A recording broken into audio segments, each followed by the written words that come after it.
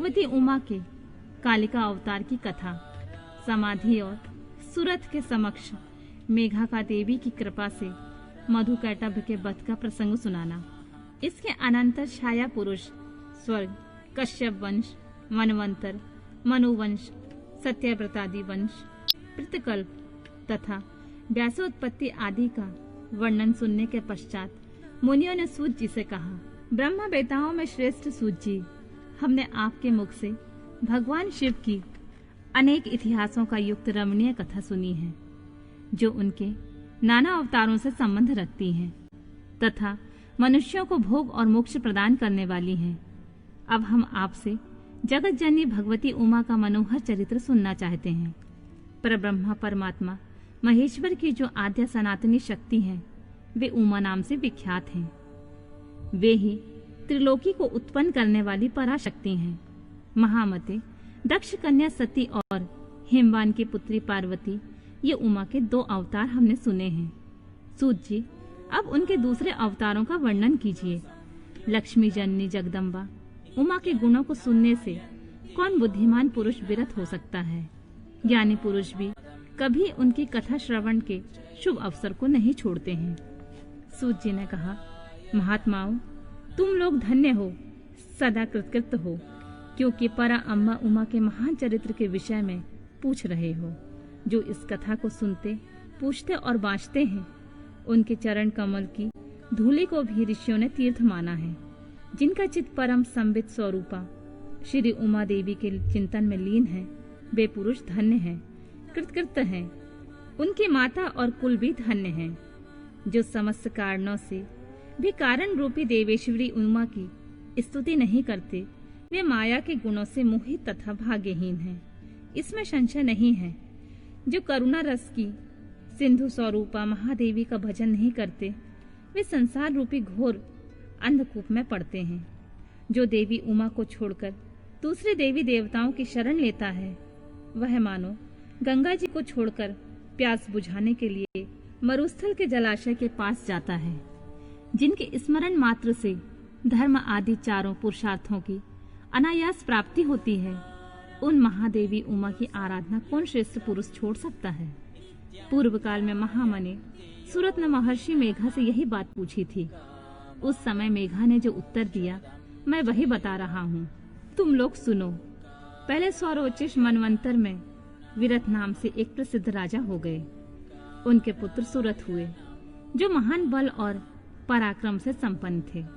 वे दान निपुण, सत्यवादी, स्वधर्म कुशल, विद्वान, देवी भक्त, दया सागर तथा प्रजाजनों की भली भांति पालन करने वाले थे। इंद्र के समान तेजस्वी राजा सूरत के पृथ्वी पर शासन करते समय 9 ऐसे राजा हुए, जो उनके हाथ से भूमंडल का राज छीन लेने के प्रयत्न में लगे थे। उन्होंने भोपाल सूरत की राजधानी कोलापुरी के चारों ओर से घेर लिया। उनके साथ राजा का बड़ा भयानक युद्ध हुआ। उनके शत्रुगण बड़े प्रबल थे, अतः युद्ध में भोपाल सूरत की पराजय हुई। शत्रुओं ने सारा राज्य अपने अधिकार में करके सूरत को कोलापुरी से निकाल दिया। राजा अपनी दूसरी पुरी में आए और वहां मंत्रियों के साथ रहकर राज्य करने लगे, परंतु प्रबल विपक्षियों ने वहां भी आक्रमण करके उन्हें पराजित कर दिया। देवयोग से राजा के मंत्री आदि गण भी उनके शत्रु बन बैठे और खजाने में जो धन संचित था, वह सब उन विरोधी मंत्री आदि ने अपने हाथ में कर लिया।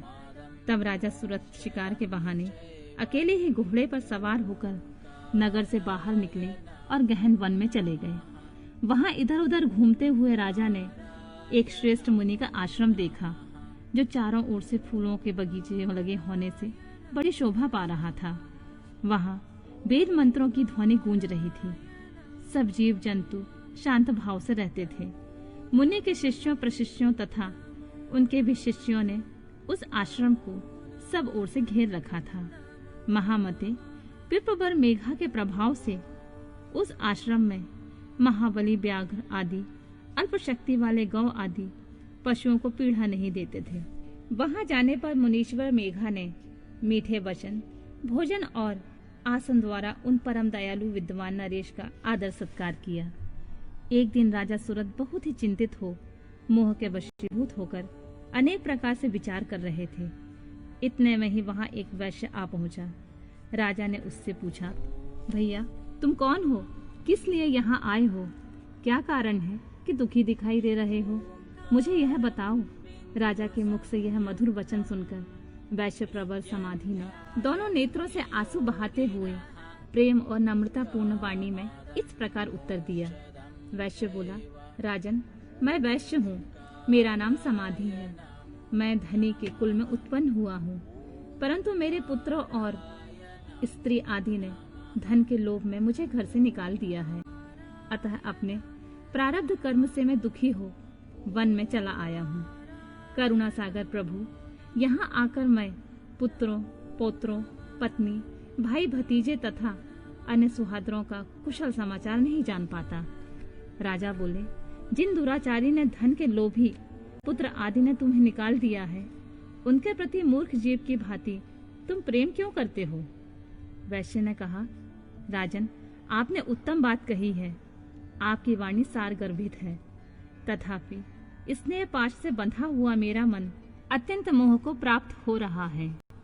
इस तरह मोह से व्याकुल हुए वैश्य और राजा दोनों मुनिवर मेघा के पास गए। वैश्य सहित राजा ने हाथ जोड़कर मुनि को प्रणाम किया और इस प्रकार कहा, भगवान, आप हम दोनों के मोह पाश को काट दीजिए। मुझे राजलक्ष्मी ने छोड़ दिया और मैंने गहन वन की शरण ली, तथापि राज छिन जाने के कारण मुझे संतोष नहीं है। और यह वैश्य है जिसे स्त्री आदि स्वजनों ने घर से निकाल दिया है, तथापि उनकी ओर से इनकी ममता दूर नहीं हो रही है। इसका क्या कारण है? बताइए। समझदार होने पर भी हम दोनों का मन मोह से व्याकुल हो गया है। यह तो बड़ी भारी मूर्खता है। ऋषि बोले, राजन, सनातन शक्ति स्वरूपा जगदम्बा महामाया कही गई हैं। वे ही सबके मन को खींचकर मोह में डाल देती हैं। प्रभु, उनकी माया से मोहित होने के कारण ब्रह्मा आदि समस्त देवता भी परम तत्व को नहीं जान पाते। फिर मनुष्य की तो बात ही क्या। वे परमेश्वरी ही रज, तत्व और तम, इन तीनों गुणों का आश्रय ले समयानुसार संपूर्ण विश्व की सृष्टि, पालन और संहार करती हैं। निपश्रेष्ठ, जिनके ऊपर वे इच्छा अनुसार रूप धारण करने वाली वरदायिनी जगदम्बा प्रसन्न होती हैं, वही मोह के घेरे को लांघ पाता है। राजा ने पूछा, मुने, जो सबको मोहित करती हैं, वे देवी महामाया कौन है और किस प्रकार उनका प्रादुर्भाव हुआ है? यह कृपा करके मुझे बताइए। ऋषि बोले, जब सारा जगत एक अर्णव के जल में निमग्न था और योगेश्वर भगवान केशव शेष के शैया बिछाकर योग निद्रा का आश्रय ले शयन कर रहे थे, उन्हीं दिनों भगवान विष्णु के कानों के मैल से दो असुर उत्पन्न हुए, जो भूतल पर मधु और कैटव के नाम से विख्यात हैं। वे दोनों विशाल काय घोर असुर प्रलय काल के सूर्य की भांति तेजस्वी थे। उनके जबड़े बहुत बड़े थे। उनके मुख दाढ़ों के कारण ऐसे विकराल दिखाई देते थे मानो वे संपूर्ण जगत को खा जाने के लिए उद्यत हों। उन दोनों ने भगवान विष्णु की नाभि से प्रकट हुए कमल के ऊपर विराजमान ब्रह्मा को देखकर कहा, अरे तू कौन है? ऐसा कहते हुए वे उन्हें मार डालने के लिए उद्यत हो गए। ब्रह्मा जी ने देखा ये दोनों दैत्य आक्रमण करना चाहते हैं और भगवान जनार्दन समुद्र के जल में सो रहे हैं। तब उन्होंने परमेश्वरी का स्तवन किया और उनसे प्रार्थना की, अंबिके, तुम इन दोनों दुर्जय असुरों को मोहित करो और अजन्मा भगवान नारायण को जगा दो। ऋषि बोले, इस प्रकार मधु और कैटव के नाश के लिए ब्रह्मा जी की प्रार्थना करने पर संपूर्ण विद्याओं की अधिदेवी जगत जननी महाविद्या फाल्गुन शुक्ल द्वादशी को त्रैलोक मोहिनी शक्ति के रूप में प्रकट हो महाकाली के नाम से विख्यात हुई। तदनंतर आकाशवाणी हुई, कमलासन, डरो मत। आज युद्ध में मधु कैटव को मारकर मैं तुम्हारे कंठक का नाश करूंगी। यूं कहकर वे महामाया श्री हरि के नेत्र और मुख आदि से निकलकर अव्यक्त जन्मा ब्रह्मा के दृष्टिपथ में आ खड़ी हो गईं। फिर तो देवादिदेव हरिकेश जनार्दन जाग उठे। उन्होंने अपने सामने दोनों दैत्य मधु और कैटव को देखा। उन दैत्यों के साथ अतुल तेजस्वी विष्णु का 5000 वर्षों तक बाहुयुद्ध हुआ। तब महामाया के प्रभाव से मोहित हुए उन श्रेष्ठ दानवों ने लक्ष्मीपति से कहा, तुम हमसे मनोवांछित वर ग्रहण करो। नारायण बोले, यदि तुम लोग प्रसन्न हो तो मेरे हाथ से मारे जाओ। यही मेरा वर है, इसे दो। मैं तुम दोनों को दूसरा वर नहीं मांगता। ऋषि कहते हैं, उन असुरों ने देखा कि सारी पृथ्वी एक अर्णव के जल में डूबी हुई है। तब वे केशव से बोले, हम दोनों को ऐसी जगह मारो जहाँ जल से भीगी हुई धरती ना हो। बहुत अच्छा कहकर भगवान विष्णु ने अपना परम तेजस्वी चक्र उठाया और अपनी जांघ पर उनके मस्तक से रखकर काट डाला। राजन, यह कालिका की उत्पत्ति का प्रसंग कहा गया है। महामते, अब महालक्ष्मी के प्रादुर्भाव की कथा सुनो। देवी उमा निर्विकार और निराकार होकर भी देवताओं का दुख दूर करने के लिए युग युग में साकार रूप धारण करके प्रकट होती हैं। उनका शरीर ग्रहण उनकी इच्छा का वैभव कहा गया है। वे लीला से इसलिए प्रकट होती हैं कि भक्तजन उनके गुणों का गान करते रहें।